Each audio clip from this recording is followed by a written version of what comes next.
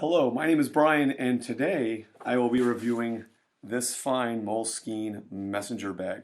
And as a way to begin, I figured I'd show you what I've been using, and I love this bag, but in many ways it's not super practical. So, when I travel, I often have a carry-on bag that goes in the bin, and then something I have at my seat that will allow me to entertain myself throughout the flight. And I get to travel now and again for work, and when I have long international flights, I need a couple of things. And so this is a satchel and page messenger bag. I bought it a couple of years ago. It's all leather. You pay for it, and it's fabulous, and I like it a lot. But it's, kind of simple on the inside. There's just a big, opening and a little slot there for an iPad. It's leather, so it's not real flexible, and I was looking for something that would be a little more bendy for me to be able to cram more stuff in it. And I came across this, and to be fair, I haven't used it yet. So in no way can I comment on what some people have spoken about, and that is it's fraying the material on my shirt, because I haven't done that. I don't know how that's possible, to be honest, but instead I figured I would show you the kinds of things you can cram in it and some of the more interesting features that don't come across in the photos. And so to begin with, there are a couple little neat things about this bag. It's really thoughtfully designed, and I really appreciate that. So it comes with a luggage tag. And this might not be something you need if you're using it on a day-to-day basis, but if you're going to use it for travel, why not? And even the luggage tag is quite thoughtful. And so because of the line of bags this is part of for Moleskine, you can go to their website and it will ask you some questions, and it'll print out a little sheet for you as the kind of person you are. So according to this, I don't exactly know what this means. I'm a composing or analog person. So I printed that out and put it in there. But the reality is I'm probably not going to use that. Instead, I got a business card. So there it is. Even this is quite clever. So if you want to attach it to your bag with this open, you can keep the little Moleskine strap like this. And as you can see, everything is sort of Moleskineable. So there's like a little thing here, just like on my notebooks, that will keep it together. If you want to close this, which is probably something I will do, you take that strap, run it through the grommet like so, close it, and there you are. And then it will attach to the bag in one of these little holes there. The bag itself has a flap. The flap is likewise secured with one of these giant Moleskine straps. And so if you open it up, you can sort of see two exterior pockets and this strap. You just cover the flap and do that. I wouldn't call it the most secure thing. If I was on a Roman metro, I'm likely not going to feel super safe, and I'll probably have my bag on the front of me. But nonetheless, it is there. Beyond that, there is kind of a little carabiner that you can use for your keys. I mean, I have these on the bag, my office bag I take to university. And so it's got a little clip there. You can attach keys to it. I'll likely find a slightly different use, but this can be removed and put on either side, because there's another clip for it over here. And I find that really thoughtful, that if you happen to have your bag always on one side of you, you might like to have these things, be they jangling keys, or for me, a monster set of headphones attached to either the front or the back, and I really like the ways in which you can change that.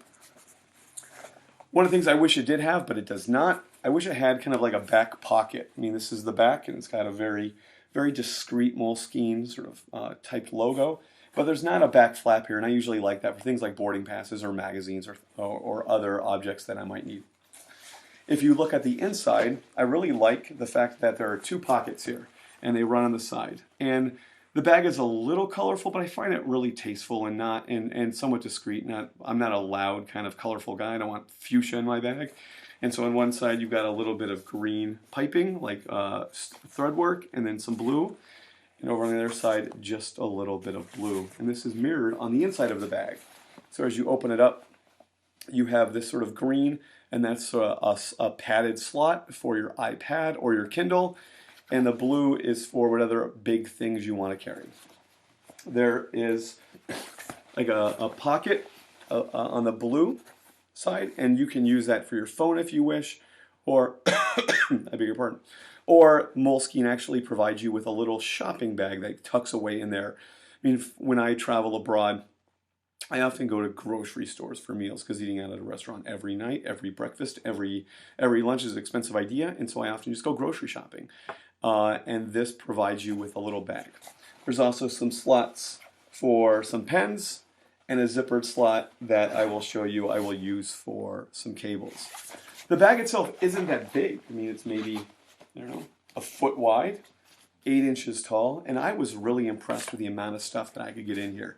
So as a way to begin, here we go. This is my passport wallet. This is going to go in one of these front pockets. I like the fact that the zippers are vertical. On the other one, things I will need throughout my flight. I have my iPhone, my iPod, and my in-ear Bose headphones. I'm probably not going to use those in a flight. I might. But they fit in there, so what the hell. Zip it up.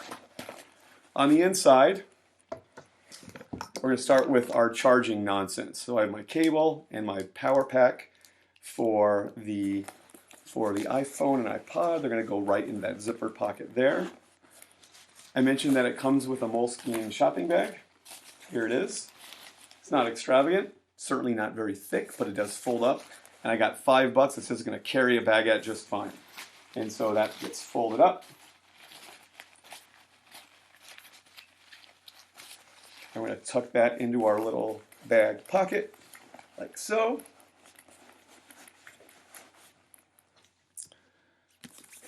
I've got a Rome Blue Guide, which are fabulous. Florence Blue Guide, as good. And I've got a couple of Streetwise maps. Those are all going to go in the blue part.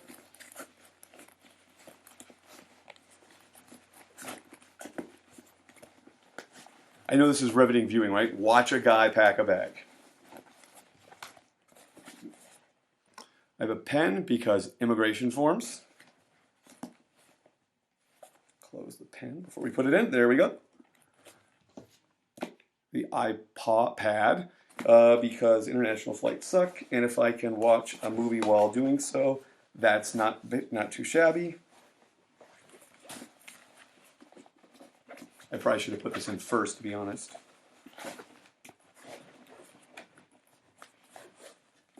There we go. And because if I'm going to watch a movie, I don't want to have my glasses on because, ouch, case for glasses.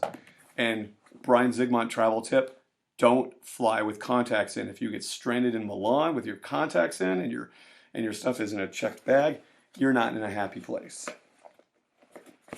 And so we have our loaded up bag, and here are my big, ridiculous over-the-ear headphones. That's going to clip right on to that. It's a little bit clunky, but I'm a clunky kind of fella, so it's okay.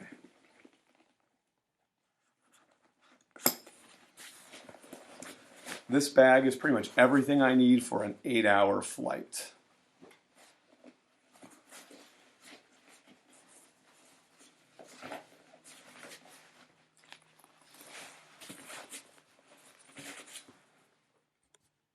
Now, the only thing I wish this had was a padded shoulder strap. I mean, even some of my leathery bags, right? Like this has a little thing that just provides a little bit of support and distributes the weight a little bit better.